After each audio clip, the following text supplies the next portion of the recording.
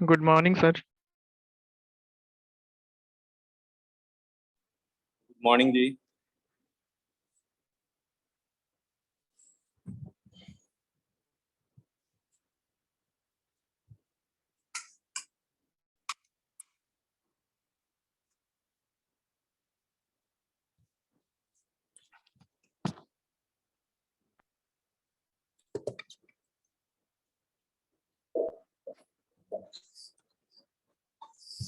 Last class में हम लोग डिस्कस किए थे अबाउट सिलेबस, मतलब कि हमारा सिलेबस क्या है और हमें क्या क्या स्टडी करना है प्रॉपर वे से, उसके बारे में हम लोग डिस्कस किए थे। ठीक है, कुछ हम लोग को डिस्कस और ज़्यादा स्टडी नहीं किए थे, कुछ भी नहीं पढ़े थे। लेकिन आज हम मतलब कि जो सब्जेक्ट है उससे डिफिनेशन, उसका इम्पोर्टेंस और उसका यूज से लेते वेक्टर से वेक्टर का पार्ट स्टार्ट कर रहे हैं। ठीक है, तो अगर आप लोग को नोट करना है तो नोट भी कर सकते हो पैरेलली, मैं लिखूंगा। अगर आप लोग को नोट नहीं करना है तो लेकिन ध्यान से सुनिएगा, और उसके बाद आप इसको यूट्यूब में जब मैं अपलोड करूंगा तो वहां से भी आप लोग देख सकते हैं। एक मिनट।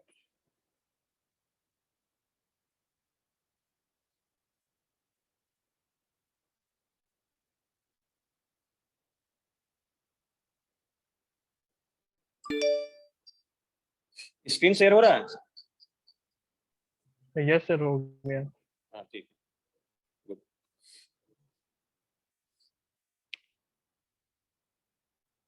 एक मिनट।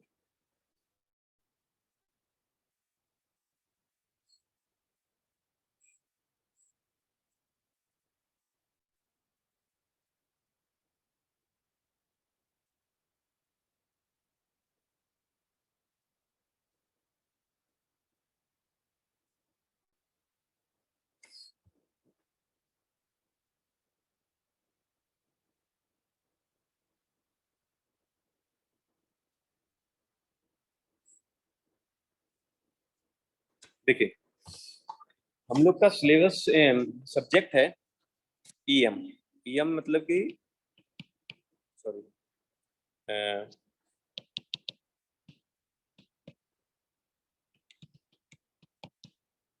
Electro magnetic. तो what is the meaning of electromagnetic और ईएम? इसको हम लोग शॉर्ट में ईएम भी कहते हैं।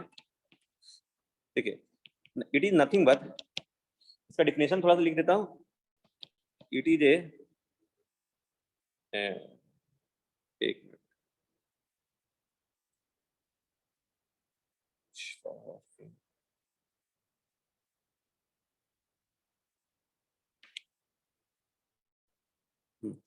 It is a branch of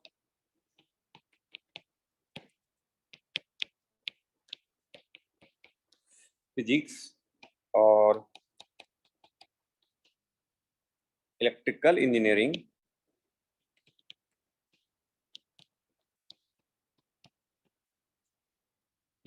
in which electrical and magnetic phenomena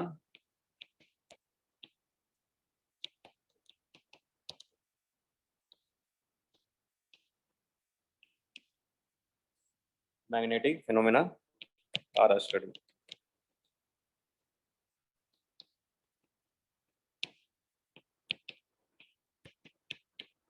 देखिए, स्टडी स्टडी हम लोग स्टडी करेंगे। देखिए, जितना भी आपका इंजीनियरिंग का ब्रांच है सब चीज फिजिक्स पर डिपेंडेंट है। मतलब कि हम लोग का जो फिजिक्स है उसी से सब आपका इंजीनियरिंग ब्रांच निकला। फिर आप सोचेंगे सर ये तो इलेक्ट्रिकल इंजीनियरिंग लिखा हुआ है।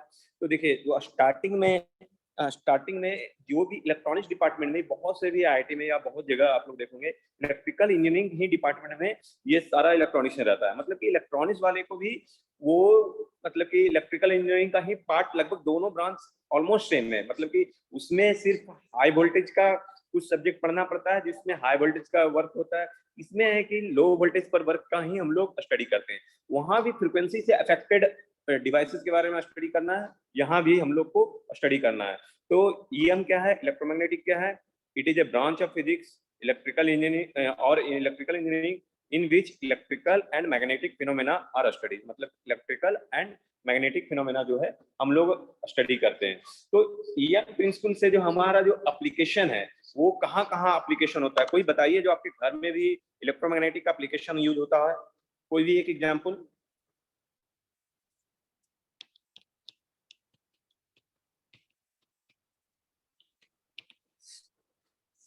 आवाज आ रही है हमारी?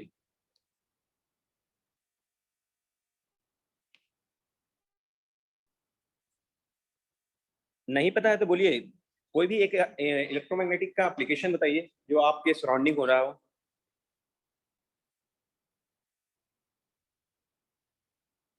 Hello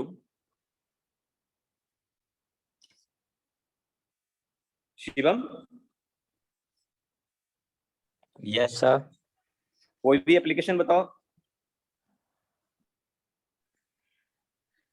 sir electromagnetic wave propagate इन 2 डायरेक्शंस।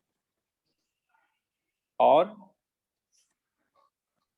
सर देखिए एंटीना है, जहां पर एंटीना यूज हो रहा है, सैटेलाइट कम्युनिकेशन यूज हो रहा है, आपका जहां भी इलेक्ट्रिकल मशीन है वहां भी इलेक्ट्रिकल मशीन है भी जो वहां भी आपको इलेक्ट्रोमैग्नेटिक वेव या इलेक्ट्रो ईएम का यूज हो रहा है, वहां पर एप्लीकेशन हो रहा है। फिर आपको ये जैसे कि एंटीना आपका माइक्रोवेव है, वहां पर जो हम इलेक्ट्रोमैग्नेटिक वेव से ही हम लोग पे हिट करते हैं। तो ये सब जो मेनी टाइप्स ऑफ एप्लीकेशन है जहां हम लोग इसको माइक्रो डिफरेंट डिफरेंट डिसिप्लिन में या डिफरेंट डिवाइसेस और जगह पर यूज कर सकते हैं। हम लोग जैसे कि इसका यूज माइक्रोवेव में कर सकते हैं, माइक्रोवेव में करते हैं। उसके बाद एंटेना में है, जो एंटेना में जो वेव प्रोपगेशन है, जो कम्युनिकेशन है वो ईएम वेव ही रहता है। फिर इलेक्ट्रिकल मशीन है, सैटेलाइट कम्युनिकेशन है। जनरेटर। क्या चाहिए सर जनरेटर। हाँ जनरेटर, वहाँ भी इफेक्ट पड़ता है।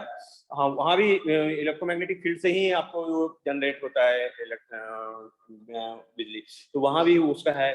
फिर बायो इलेक्ट्रोमैग्नेटिक फील्ड है, प्लाज्मा थ्योरी है, वहाँ पर यूज होता है। न्यूक्लियर रिसर्च है, वहाँ पर यूज होता है।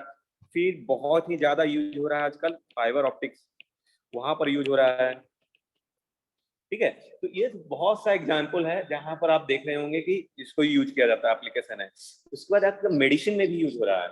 आप देख रहे होंगे कि पहले जो सर्जरी किया जाता था, उसी को टिश्यू को निकालना होता था कि या शरीर से कुछ मान लीजिए कि तो ऑपरेशन करना पड़ता था पहले, मतलब कि शरीर को कट करना पड़ता था, वहां से चीज निकालना पड़ता है।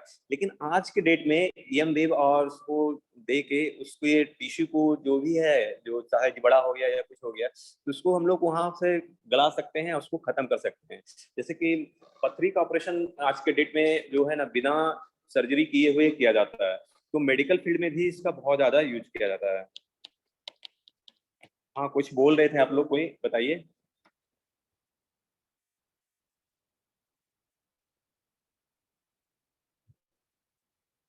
ठीक है, तो ये सब एप्लीकेशन है। और इसका ईएम डिवाइसेस जो है ट्रांसफार्मर भी हो सकता है, इलेक्ट्रिकल रिले, रेडियो, टीवी, जितना भी है इलेक्ट्रिकल मोटर, ट्रांसमिशन लाइन, सब जो है ईएम डिवाइसेस में आ जाएगा। अभी एक कोई स्टूडेंट जनरेटर बताया था, generator, TV, transformer, motor. Motor, electrical motor,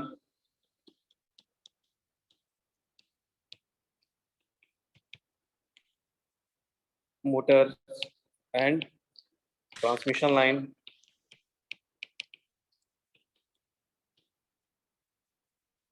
wave guide antenna, wave guide antenna, optical fibre.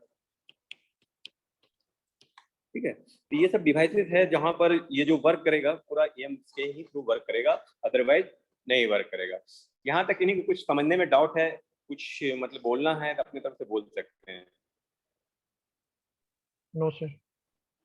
ठीक है, अब है कि जो हम वेक्टर स्टार्ट होने के पहले थोड़ा सा इंट्रोडक्शन दे देते हैं, जो आपका क्या क्या चीज है। अब जो इलेक्ट्रोमैग्नेटिक फिनोमेना है, जो मैक्सवेल इक्वेशन पर ही डिपेंड करता है। जो फोर्थ मैक्सवेल इक्वेशन है आपका, वो दोनों के लिए है, स्टैटिक्स और मोशन के लिए। तो एक जनरलाइज जो आप लोग 12th क्लास में पढ़े होंगे मैक्सवेल इक्वेशन, उसको मैं थोड़ा सा लिख देता हूँ, उसके बाद रिकॉल होगा एक तरह से आपको। फिर आगे फिर वेक्टर का एडिशन सब्ट्रैक्शन वो सब भी थोड़ा सा रिकॉल करते हुए हम सब्जेक्ट की तरफ बढ़ेंगे। तो मैक्सवेल इक्वेशन है जो EM वेव जो पूरा डिपेंड कर रहा है इलेक्ट्रोमैग्नेटिक फिनोमेना जो हम लोग समराइज करते हैं, पूरा मैक्सवेल इक्वेशन पर ही करता है। तो मैक्सवेल इक्वेशन क्या क्या होता है हम देखेंगे। वेव का जो इक्वेशन हम लोग डिराइव करेंगे वो हम लोग मैक्सवेल इक्वेशन से हम लोग डिराइव करेंगे, आप लोग देखेंगे वो सब सारा चीज हम लोग देखेंगे। तो मैक्सवेल इक्वेशन आपका फर्स्ट मैक्सवेल इक्वेशन क्या है, del dot B equal to rho V, उसके बाद del dot B equal to 0, del cross E equal to minus del V upon del T, और del cross H equal to J plus del D upon del T। तो इसमें del क्या है, del क्या है, the vector differential operator. तो हम लोग पढ़े होंगे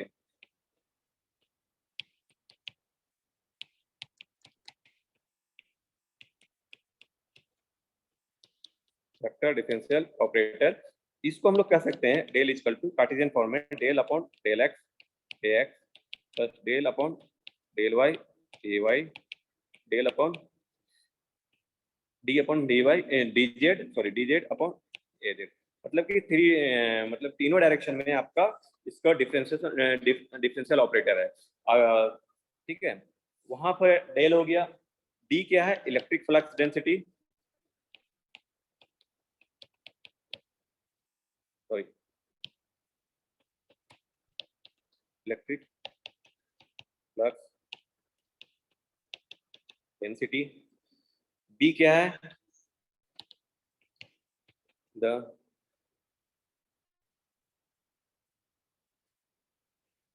आफ्सा का लगता है ना नेटवर्क का इश्यू है। आफ्सा आपको इनका ज्वाइन करती है फिर डिस्कनेक्ट हो जा रहा है।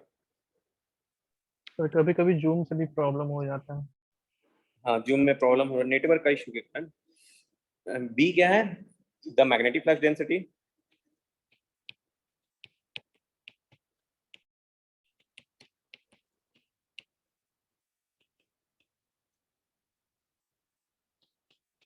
ई क्या है, the electric field density, sorry intensity.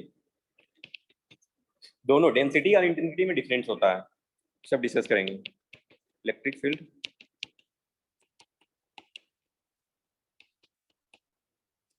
Intensity H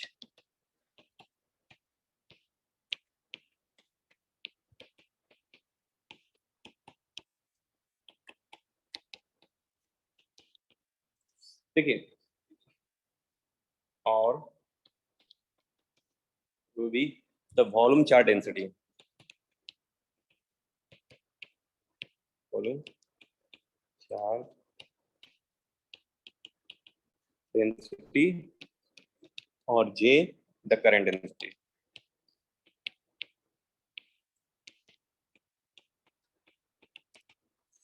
density ये दोनों जो है मटेरियल ऊपर डिपेंड करेगा। वो जैसा मटेरियल रहेगा उसके अनुसार ये वेरी करेगा, मतलब कि 0 भी हो सकता है और ये कुछ अमाउंट भी रहेगा। आप लोग डेल के जगह पर आप लोग 12th में डेल अपॉन डेल एक्स पढ़े होंगे, मे बी जो एक्स डायरेक्शन में है तो डेल अपॉन डेल एक्स पढ़े होंगे। लेकिन यहाँ पर हम लोग जब तीनों सरफेस की बात करेंगे, जब हमारा कंप्लीट वॉल्यूम की बात करेंगे, तो इसलिए हम लोग डेल लिए हैं।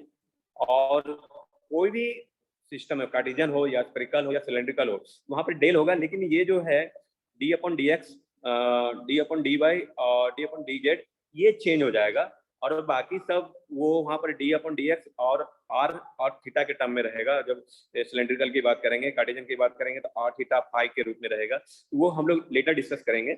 लेकिन ओवरऑल जो मैक्सिमल इक्वेशन है आपका, ये आपका इसी पर पूरा टोटल का टोटल सिलेबस है। आपको जो आपको सिलेबस में इसमें जितना भी स्टडी करेंगे तो मैक्सवेल इक्वेशन पर ही डिपेंड करेगा सारा चीज। ये स्टैटिक कंडीशन के लिए है, फिर सॉरी टाइम वेरिंग और फिर स्टैटिक, दोनों के लिए हम लोग देखेंगे। और इससे स्टैटिक रहेगा तो क्या होगा, टाइम वेरिंग रहेगा तो क्या होगा, मटेरियल क्या मतलब डाइलेक्ट्रिक मीडियम रहेगा तो क्या होगा, फिर आपका कंडक्टिंग मीडियम रहेगा तब क्या होगा, और इंसुलेटर रहेगा तब क्या होगा। तो हम लोग देखेंगे कि इंसुलेटर में क्यों नहीं वेव प्रोपोगेशन करेगा जब वेव इक्वेशन डिराइव करेंगे। तो ये सब चीज पूरा का टोटल ये मैक्सवेल का 4 इक्वेशन है, उसी पर आपका ईएम थ्योरी कंप्लीट हो जाएगा। तो इसको पूरा अच्छे से याद रखना है हमेशा 4 इक्वेशन को, और इसी का हम लोग आगे यूज भी देखेंगे। पहले थोड़ा चीज हम लोग वेक्टर स्केलर और डिफरेंट अलग अलग पार्ट से हम लोग डिजाइन करेंगे, अलग अलग पार्ट से हम लोग देखेंगे थ्योरम, और वो फर्स्ट इक्वेशन कैसा है, सेकंड इक्वेशन कैसा है, थर्ड इक्वेशन कैसा है, फोर्थ इक्वेशन कैसा है, और फिर चारों का कंबाइन से ईएम वेव डिफाइन होगा। ठीक है, इसी में एक पार्ट है फिर, ये तो इंट्रोडक्शन ऑफ सब्जेक्ट हुआ। अब सब्जेक्ट स्टार्ट करने के पहले आप लोग को बहुत अच्छे से वेक्टर के बारे में जानना होगा, मतलब कि वेक्टर का एडिशन, सब्ट्रैक्शन और कोऑर्डिनेट सिस्टम अच्छे से जानना होगा। फिर कोऑर्डिनेट सिस्टम को ट्रांसफॉर्मेशन आप लोग को अच्छे से जानना होगा। आप लोग को जानना होगा वेक्टर, सेकेंड चीज कोऑर्डिनेट सिस्टम, तीनों कोऑर्डिनेट सिस्टम और ट्रांसफॉर्मेशन ऑफ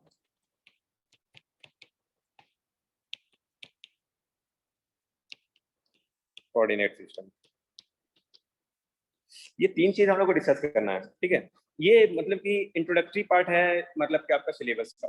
तो फर्स्ट ऑफ ऑल हम लोग वेक्टर के बारे में समझते हैं। वेक्टर में उसका एडिशन सब्ट्रैक्शन आप लोग को पता है, हमको पता है कि आप लोग को पता है, लेकिन हम उसको रिकॉल करते हुए आगे बढ़ते हैं। फर्स्ट वेक्टर, कोई डिफाइन कीजिए vector.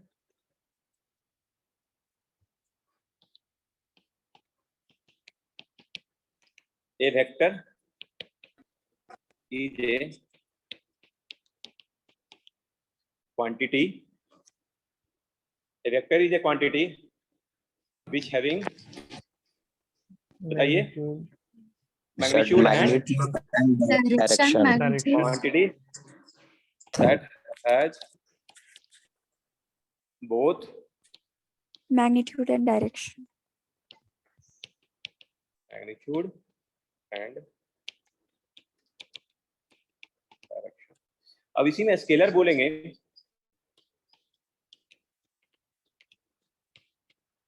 A scalar is a quantity that has only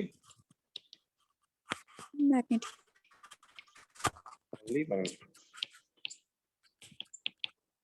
magnitude सिर्फ है तो स्केलर क्वांटिटी।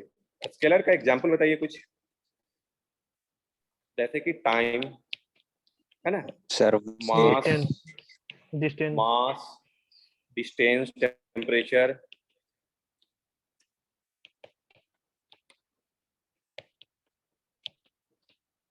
ठीक है, एंट्रोपी, इलेक्ट्रिक पोटेंशियल, ये सब है स्केलर क्वांटिटी है। वेक्टर क्वांटिटी क्या क्या हो सकता है? फिजिकल में फोर्स, डिस्प्लेसमेंट। देखिए 2 चीज में हमेशा लोगों को कंफ्यूजन होता है, डिस्टेंस और डिस्प्लेसमेंट में।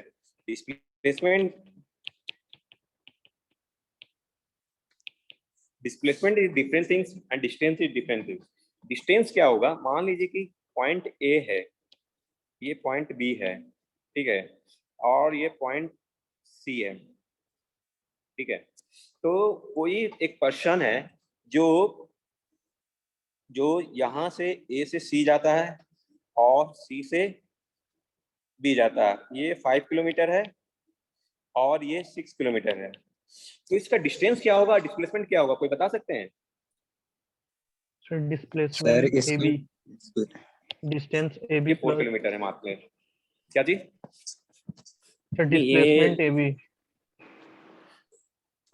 डिस्प्लेसमेंट AB हो गया और डिस्टेंस जो हो गया AC प्लस BC टू। हाँ, आप लोग का कांसेप्ट क्लियर है, गुड गुड गुड गुड। तो ये चीज आप लोग का क्लियर है। तो डिस्प्लेसमेंट इज डिफरेंट, मतलब कि shortest distance between the starting point and destination, okay.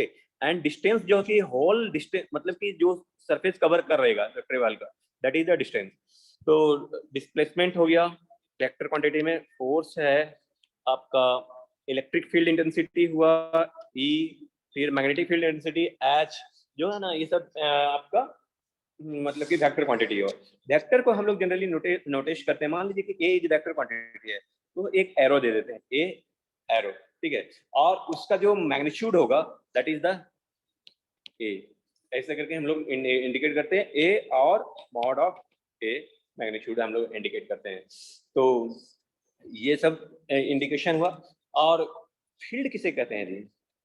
Field हम लोग बोलते हैं ना इलेक्ट्रिक फील्ड, हम लोग मतलब कि बोलते हैं ना कि उस एक पर्टिकुलर फील्ड क्रिएट कर रहा है, मतलब कि जो है पर्टिकुलर फील्ड क्रिएट कर रहा है, या मतलब कि एक रीजन है जो एक फील्ड किसको कहेंगे इन टेक्निकल टर्म्स क्या होगा फील्ड? सर उसका इम्पैक्ट कितना एरिया तक है उसको फील्ड बोलेंगे। किसी चीज का मतलब कि इम्पैक्ट या वो कितना कंटेन कर रहा है, एरिया को ऑक्युपाई कर रहा है, दैट इज द फील्ड। मान लीजिए कि कोई इलेक्ट्रिक करंट किसी वायर से फ्लो हो रहा है, एक पर्टिकुलर डिस्टेंस तक उसका इलेक्ट्रिक फील्ड क्रिएट होगा और उसके क्रिएशन रहेगा। आप मान लीजिए कि कोई टेम्परेचर है रूम में, हीटिंग कर रहे हैं, तो उसका एक पर्टिकुलर फील्ड होगा, मतलब नहीं कि वो हमेशा सब जगह तक पूरा कंटेन होगा। अगर वो हीटिंग एलिमेंट कोई है कंटेंट कर रहा है कोई बर्तन में या किसी डिवाइस के अंदर, तो उसका फील्ड वहां तक ही क्रिएट रहेगा। तो how to define the field? A field is a function of temperature हो सकता है, ये फंक्शन ऑफ लाइट इंटेंसिटी हो सकता है, ये फंक्शन ऑफ इलेक्ट्रिक फील्ड हो सकता है, ये फंक्शन ऑफ मतलब इलेक्ट्रिक फील्ड में जो एक्स डायरेक्शन वाई डायरेक्शन जो भी जाएगा इलेक्ट्रिक का कंपोनेंट, दैट इज द कुछ भी हो सकता है, और वो नेचर कुछ भी हो सकता है उसका ट्रेवल का। फंक्शन दैट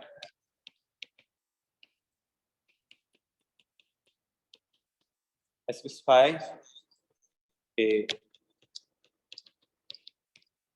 particular quantity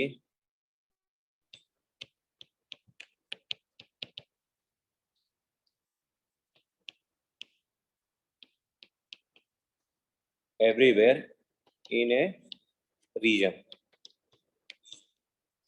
मतलब कि जो अगर जिस जगह की बात कर रहे हैं उस पर्टिकुलर रीजन में, मान लीजिए कि हम बोल रहे हैं कि ये इलेक्ट्रिक फील्ड का रीजन है, मतलब यहाँ पर इलेक्ट्रिक फील्ड है, तो वहां पर इलेक्ट्रिक फील्ड हर एक एवरीवेयर होगा। मतलब वो ऐसा नहीं है कि बीच में खाली है वहां पर नहीं रहेगा और कहीं पर रहेगा ऐसा नहीं है। वो मतलब कि उस रीजन जो है उस रीजन में एवरीवेयर रहेगा। कहीं इंटेंसिटी कम हो सकता है, कहीं ज्यादा हो सकता है। मान लीजिए कि जहाँ जनरेट हो रहा है उसके नियरेस्ट पॉइंट पर ज्यादा हो सकता है, और डिस्टेंस उससे ट्रेवल जहाँ रीजन जो है जो फील्ड है, हम फील्ड किसको करेंगे? पर्टिकुलर रीजन पर रीजन को कहेंगे जहां तक उसका इम्पैक्ट रहेगा। तो उस रीजन में कहीं ज्यादा कम हो सकता है लेकिन एवरीवेयर रहेगा, वहां जहां तक रहेगा वहीं तक को फील्ड कहेंगे। अगर जहां से फील्ड नहीं, जहां तक उसका इम्पैक्ट होना बंद हो जाएगा वो उस फील्ड के रीजन में नहीं आएगा।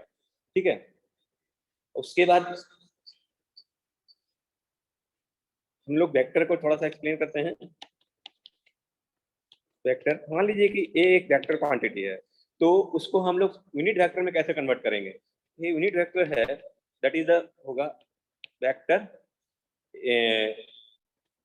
ए और magnitude, that is the unit vector. और वेक्टर ए को इंडिकेट करने के लिए हम लोग कह सकते हैं magnitude and A.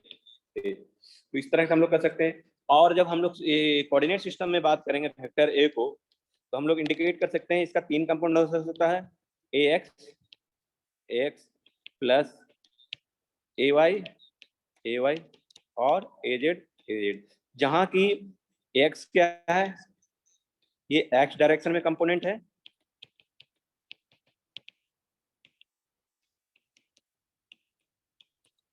Component of A Y क्या है, Y direction of component of A, and A Z direction of component of A. मतलब इस तरह से हम लोग इंडिकेट कर सकते हैं। ठीक है, यहाँ तक आप लोग इजी कोई दिक्कत नहीं होगा। अब जब इसका मैग्नीट्यूड की बात करेंगे, मान लीजिए कि ए वेक्टर है ए एक्स ए वाई और plus A Z, then magnitude will be root under A X square plus A Y square plus A Z square, ठीक है।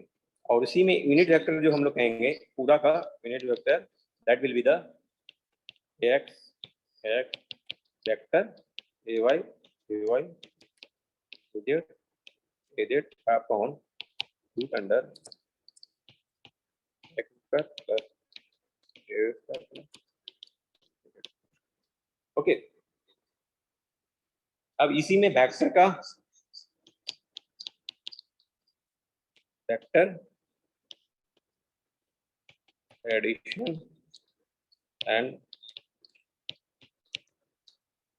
सब्ट्रैक्शन। मान लीजिए कि कोई वेक्टर ए बी है, A and B are two vector, तो C vector एक addition के साथ हो रहा है, तो हम लोग क्या करेंगे ए प्लस बी वेक्टर लिखते हैं। लेकिन एक्चुअल क्या है, ए का जो भी कंपोनेंट है और बी का जो कंपोनेंट है दोनों में ऐड होगा। मतलब कि आप कहने का मतलब है A X plus A Y plus A Z plus B X B Y plus B Z A Z. तो फाइनली हमारा जो सी वेक्टर बनेगा वो A X plus B X plus A Y plus B Y A Y plus A Z plus B Z A Z, ये C vector होगा। और इसका जब इक्वेट करेंगे कंपोनेंट, तो C X is equal to X plus B X and C Y equal to A Y plus B Y, C Z equal to A Z plus B Z.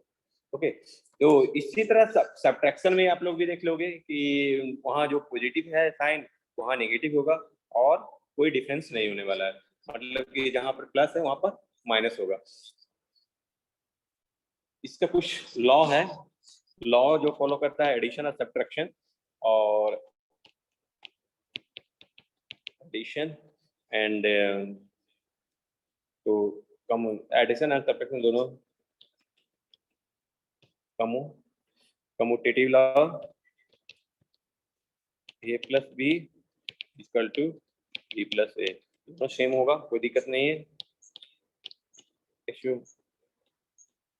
Additive law A plus B plus C, मतलब कि B plus C पहले कर लें या A plus B पहले add कर लो plus C, दोनों सेम होगा।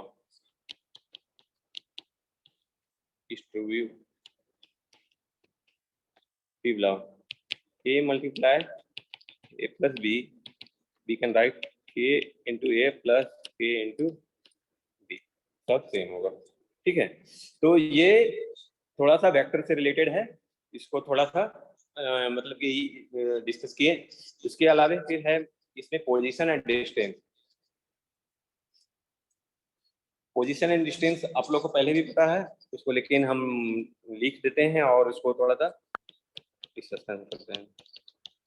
Position and distance vector।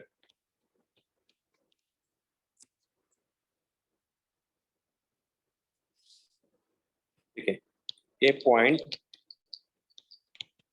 C in Cartesian coordinate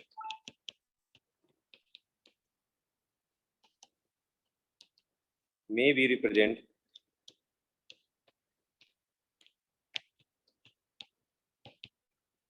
by x, y, z उस कंडीशन में आपका पोजीशन वेक्टर क्या होगा? द पोजीशन वेक्टर, इसको इंडिकेट करेंगे आर पी, मतलब पी कुछ पर्टिकुलर पॉइंट है जहां तक जाना है, इसलिए पी, अदरवाइज हम लोग आर से इंडिकेट करेंगे। और इसको रेडियस वेक्टर भी बोलते हैं, पोजीशन वेक्टर को radius vector of point P is as the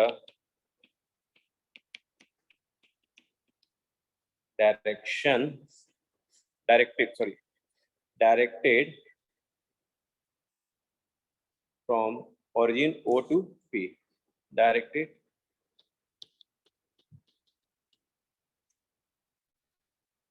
distance from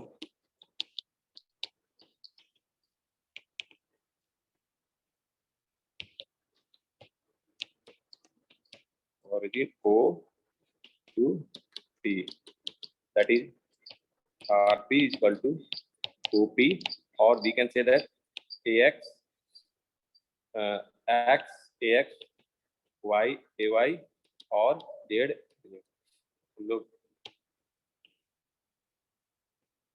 मान लीजिए कि ये X है, Z है, Y है और कहीं पर एक P पॉइंट है, तो और ये ओरिजिन है, तो यहाँ पर मतलब कि ये distance displacement OP will be X AX AY AY and Z AZ। लेकिन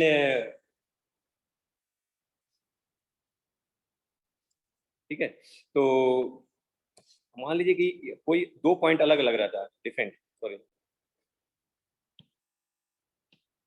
दो पॉइंट अलग अलग रहता। मान लीजिए कि कोई पॉइंट, एक पॉइंट है P, उसका XP पोजीशन है, YP X डायरेक्शन में XP, Y डायरेक्शन में YP एंड Z डायरेक्शन में ZP, and QP Q point है XQ YQ एंड ZQ। तो आपका डिस्प्लेसमेंट क्या होगा? RPQ विल बी RQ मतलब कि ओरिजिन से Q का डिस्टेंस माइनस RP ओरिजिन से P का डिस्टेंस। तो Q क्या है? XQ minus XP AX plus YQ minus YP AY plus ZQ minus ZP AZ। ये हमेशा याद रखिएगा, जहां तक हमको डिस्प्लेसमेंट निकालना है, मतलब ये डायरेक्शन शो कर रहा है, हमें P से Q जाना है, तो Q वाला फर्स्ट आ जाएगा, उसके बाद P का एलिमेंट दिखाएगा। तो ये हमेशा याद रखिएगा, जो भी डिस्प्लेसमेंट की बात करेंगे तो ये एक डायरेक्शन शो कर रहा है। फर्स्ट जो पॉइंट रहेगा that will be the starting point and last one will be the ending point. तो हम लोग जो फर्स्ट से स्टार्ट कर रहे हैं और वो लास्ट, तो ये चीज हमें यहाँ पर डिस्प्लेसमेंट में है। ये आप लोग बेसिक जानते होंगे, हम लोग कुछ पॉइंट भी, कुछ क्वेश्चन भी कर लेंगे नेक्स्ट क्लास में, और इससे रिलेटेड फिर डिस्टेंस को हम लोग डिस्कस करेंगे, कैसे वो वेक्टर में डिस्टेंस डिफरेंट चीज है, और उसके बाद फिर थोड़ा सा मल्टीप्लिकेशन वगैरह और वेक्टर का हम लोग थोड़ा सा डिस्कस करते हुए फिर आगे बढ़ेंगे। यहाँ तक किन्हीं को आज की क्लास में किन्हीं को कुछ डाउट है तो पूछ सकते हैं, कुछ बोल सकते हैं। No sir. No, sir. किन्हीं और को कुछ डाउट है तो? No sir. ठीक है, तो आज का क्लास यहीं तक रहने देते हैं, फिर नेक्स्ट क्लास में हम लोग डिस्कस करेंगे वेक्टर से रिलेटेड। आप लोग का पढ़ा हुआ है, लेकिन बस रिकॉल करते हुए बढ़ते हुए चले जाएंगे, ठीक है। और हमें लगता है कि इसको नोट करना अगर इम्पोर्टेंस लगता है तो आप लोग नोट किए होंगे, अदरवाइज नहीं तो आपको जरूरत है तो फिर मैं यूट्यूब लिंक भी शेयर करते जाइएगा ना गूगल क्लासरूम। हाँ, गूगल क्लासरूम में हम लिंक शेयर कर देंगे, तो आप लोग वहां से आप लोग देख सकते हो, ठीक है। और कुछ 3 बच्चे अभी तक ज्वाइन नहीं किए हैं क्लास, जो रेगुलर कल क्लास थे वही लोग हैं, तो उन लोगों का कुछ प्रॉब्लम है क्या? 12th है ना स्ट्रेंथ आप लोग का क्लास का? Yes sir. तो 3 बच्चे नहीं कर रहे हैं, ठीक है। रेगुलर क्लास कीजिए, मतलब कि ये सब्जेक्ट बहुत ज़्यादा टफ नहीं है, थोड़ा सा प्रॉब्लमेटिक है, मतलब कि न्यूमेरिकल बेस है, तो हम लोग इसको सॉल्व करते हुए बढ़ते हुए चलेंगे। कुछ हम सॉल्व करेंगे, कुछ आप सॉल्व कीजिएगा, दोनों मिलके पूरा सिलेबस कंप्लीट कर लेंगे। ठीक है, thank you. Class Thank you, left कर sir. सकते हैं। Thank you, Thank you, sir. sir. Thank you, sir.